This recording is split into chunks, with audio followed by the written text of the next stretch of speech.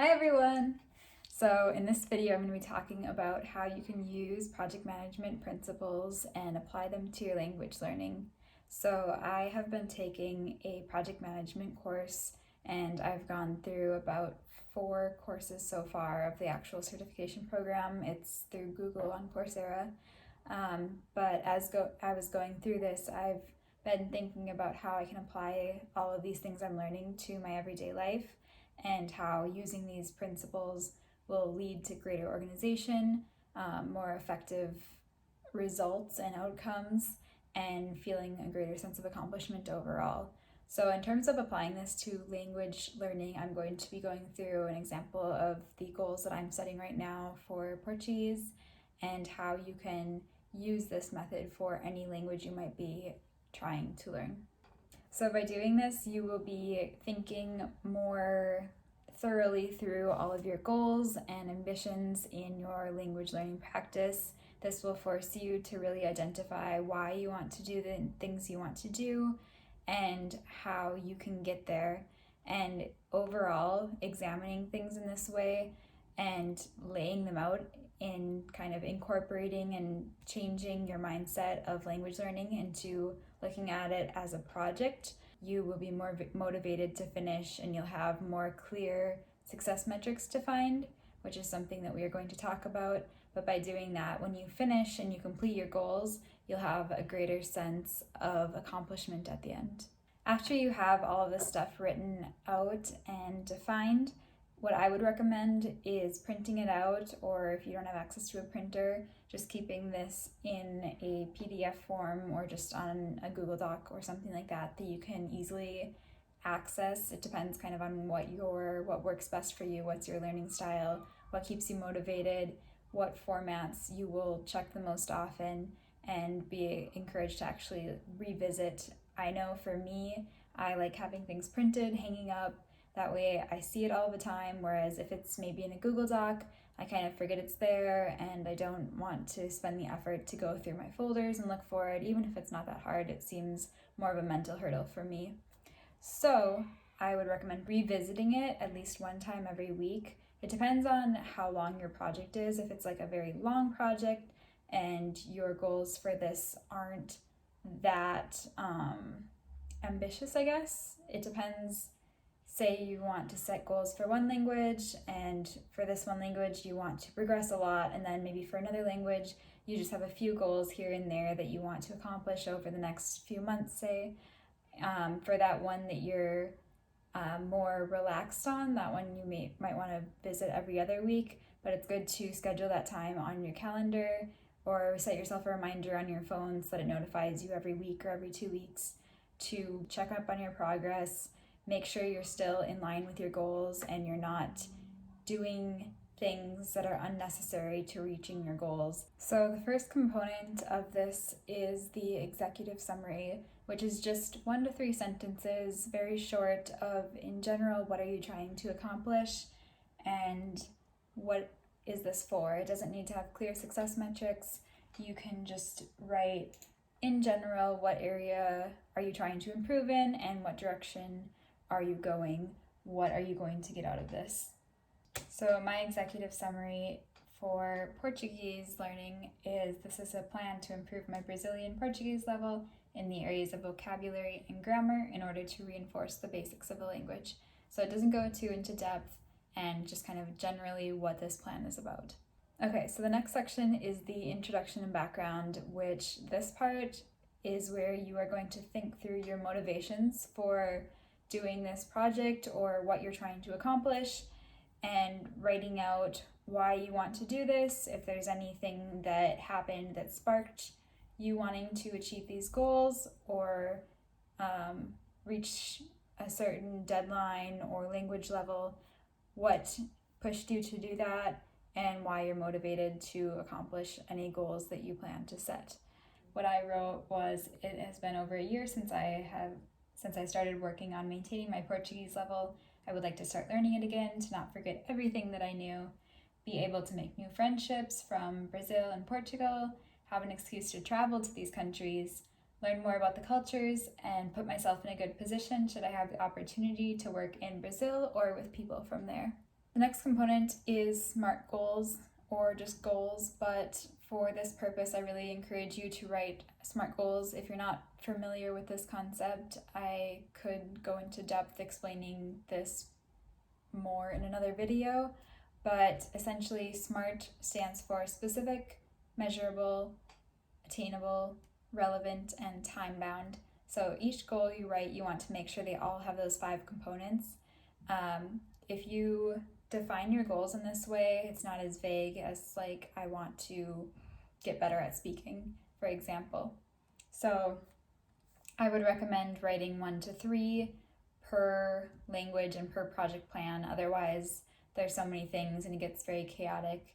So my SMART goals for Portuguese are: 1, memorize and be able to use in context the top 500 words used in Portuguese by September 30th. So this goal is specific in that I know that I'm going to be memorizing and being able to use in context. So I know exactly how I'm going to use the new vocabulary that I want to learn. It's measurable because I am saying the top 500 words, and I will be doing kind of a quiz at the end of the time period in order to test myself. So it's measurable in that way. It is attainable. 500 words is not a ton, and I have about a month to complete that. So I think that looking at my overall schedule for the other components of my life, that this is attainable for me. It's relevant. It's learning new vocabulary in Portuguese, which was part of my executive summary, my general description of what I'm trying to accomplish. And then time bound, I wrote by September 30th, so you have a deadline in there. And then real quick, my other 2 goals for this are to complete the first 3 sections of my Brazilian Portuguese practice book by October 8th, which I have over here, this practice book. So I'm going to try and complete the first 3 sections, which each section is about 30 pages, so it's a little bit long.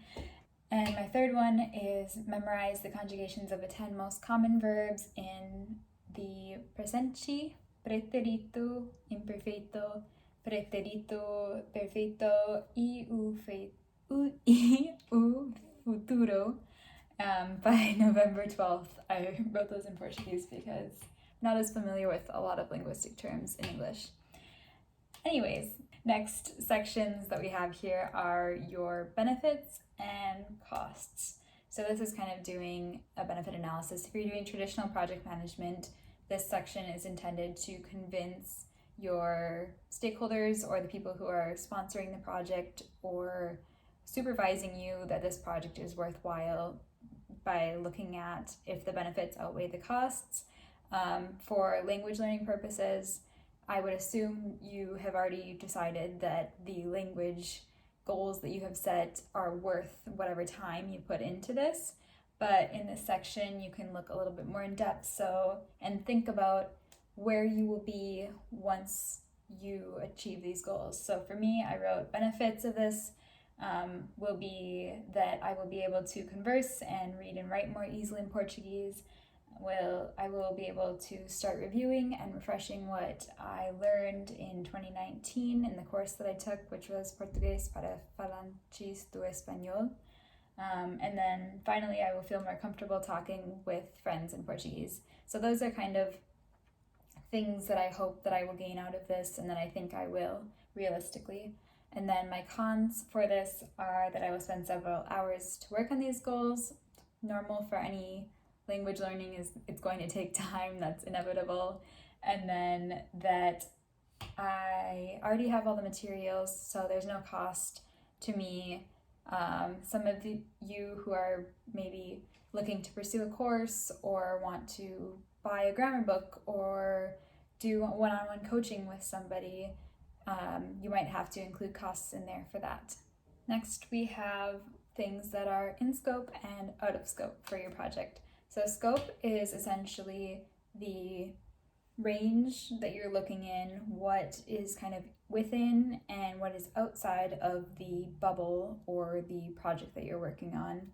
So things that are in scope might be, for example, using the conjugations words of words and grammar that I am learning for my goals to make sentences and or practice speaking. So that's something that I would be doing to practice and reach my goal. And something that is out of scope would be if I decide to add in additional words, grammatical tenses, practice exercises. It's not that there's anything wrong with those things. It's just that when you are trying to set your goals, you want to make sure that you are focused on those goals and that you put your attention to those towards those and don't get sidetracked by adding in a whole bunch of other things that are unnecessary to what you originally started out to do. Make sure you're on the track of least resistance. It's not that there's anything wrong with adding all of these other like practice exercises in. If you complete all of your goals, yes, you can add those in and you can do those on your own time. Say you have an extra few hours in 1 week that you don't already have planned for, you could definitely add those in. It's just make sure you stick with the priorities that you laid out for yourself in this plan. Then the next section is deliverables. So for traditional project management, deliverables are things that you are turning into your stakeholders or turning into the people who are sponsoring this project that you're working on. But for the purpose of language learning, how I am going to use these deliverables is looking at all of the goals that I set out for myself. How am I going to determine whether or not I accomplished them?